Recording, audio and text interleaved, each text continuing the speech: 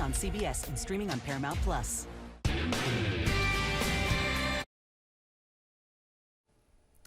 Coming up, we're just 7 hours away from the polls opening in Kentucky's primary election. Dedicated to Eastern and Southern Kentucky, this is WYMT Mountain News at 11.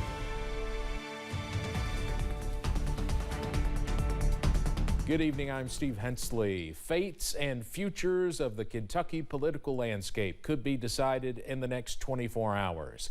It's a mad dash to the finish line of tomorrow's primary election, in which 12 Republicans are vying for a chance to take on a Democratic challenger, likely Governor Andy Beshear, in November. Kelsey Soto has more on the last-minute campaign stops from the candidates.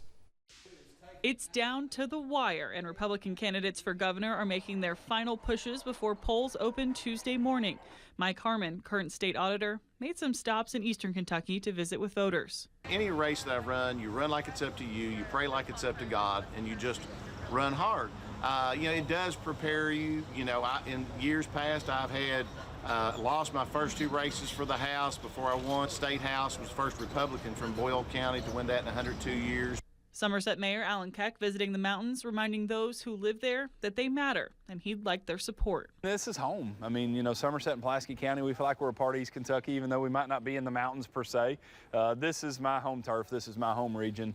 And so often people in Eastern Kentucky feel neglected or left out. I know specifically, with the recent issues, that has been the case. They feel left behind. That's not going to be the case for me if I'm governor. Attorney General Daniel Cameron spent the afternoon in Lexington, never mentioning his opponents and focusing solely on his campaign thus far. We've got, a few hours before the polls open tomorrow, and we feel strongly that we're in a position to win on May 16th and feel greatly encouraged by the number of folks that have been praying for us and supporting us in this endeavor. Former Ambassador Kelly Craft also paying a visit to central Kentucky, but lobbing some criticism over the Kentucky border.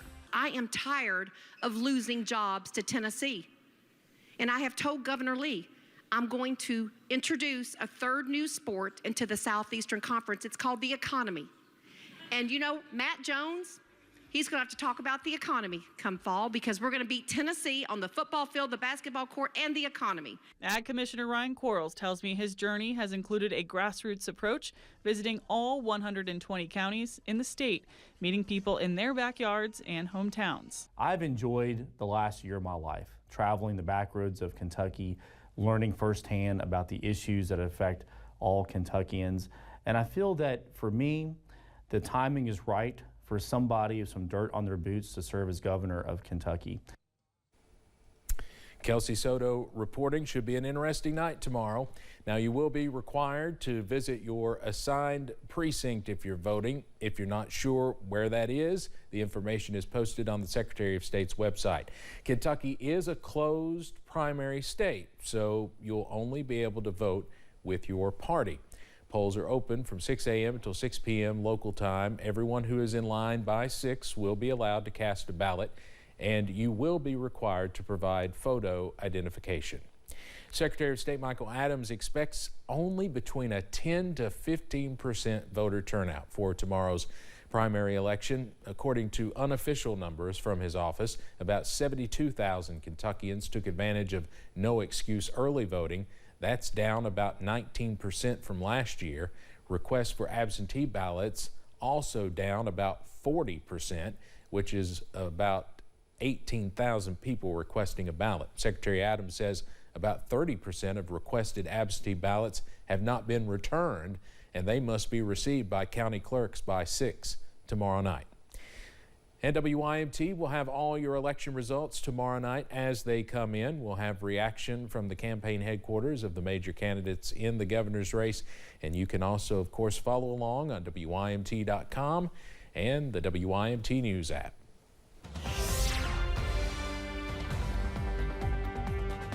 Unfortunately, the political map may not be the only interesting thing as we head into the day tomorrow. A first alert weather day is in effect as we watch the potential for strong to severe thunderstorms to push into the region as soon as tomorrow afternoon. Overall, it's a level 2 slight risk for severe weather. The main threat is going to be damaging winds in excess of 60 miles per hour with the possibility for heavy rainfall training over the same locations that could bring the possibility for some localized flash flooding.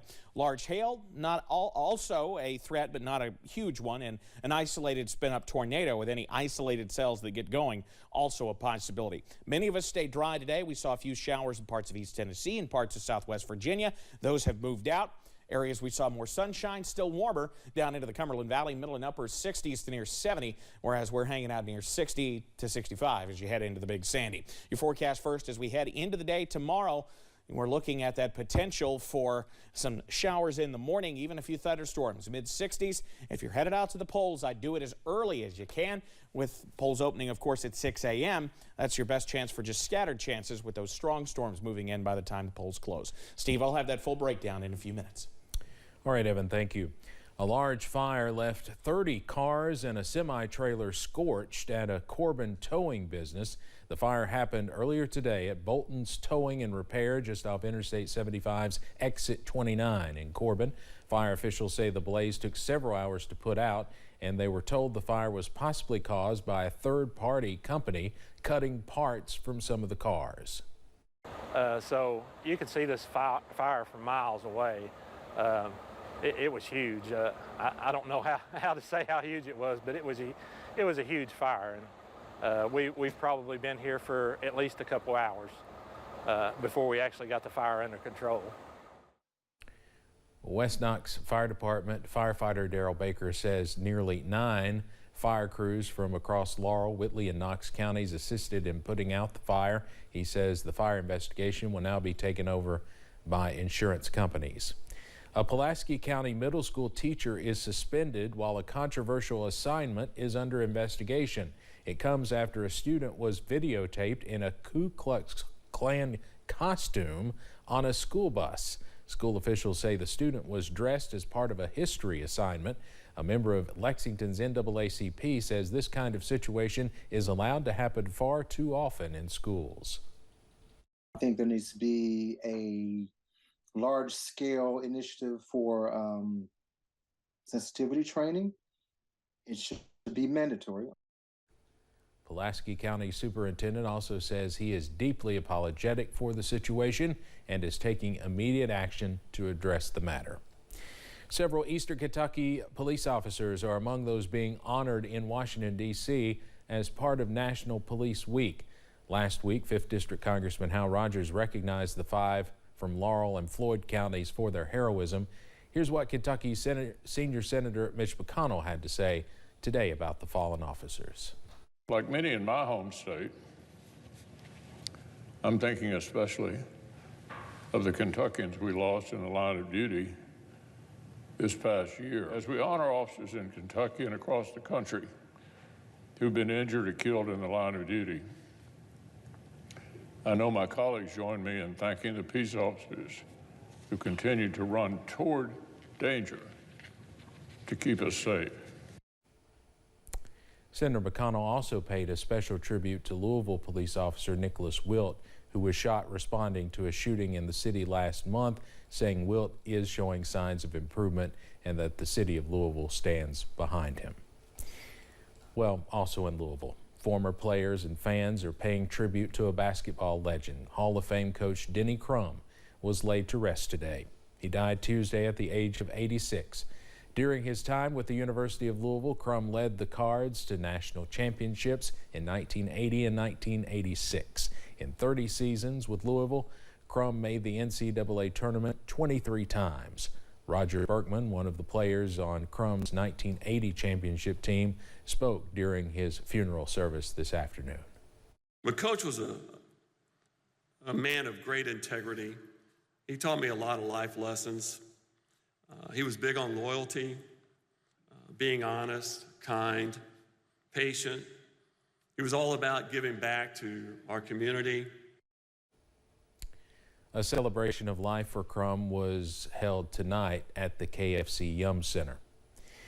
One Pike County school turned its campus into a celebration today, marking an annual tradition in the county that's been ongoing for the last 2 decades. WYMT's Buddy Forbes has more from the county's school-organized Special Olympics. Say hi! An activity for every ability. See the smiles on the kids' faces. That's my favorite part. The Pike County Schools FMD classes gathered together at North Point Academy Monday, rolling into the week with the annual Special Olympics. We're able to make them feel so happy about coming out here to enjoy themselves and have a good time. It's like in these sports. So it's a good time. Celebrating differently abled students by putting them on a level playing field. To watch them to do their happy dance and cheering each other on, that's the best part. Knocking down barriers, making connections, and shaking off the stigmas. And they're all crossing the finish line. They're all just here having a great day. Nobody's judging them. Nobody's looking at them. And we're just here cheering them on. Giving the students a day to triumph together. Seeing all the kids have fun and just having a good time playing. Their day of games, their day of goals. That's what it's all about. Just their day of greatness. In Pike County. Buddy Forbes, WYMT Mountain News.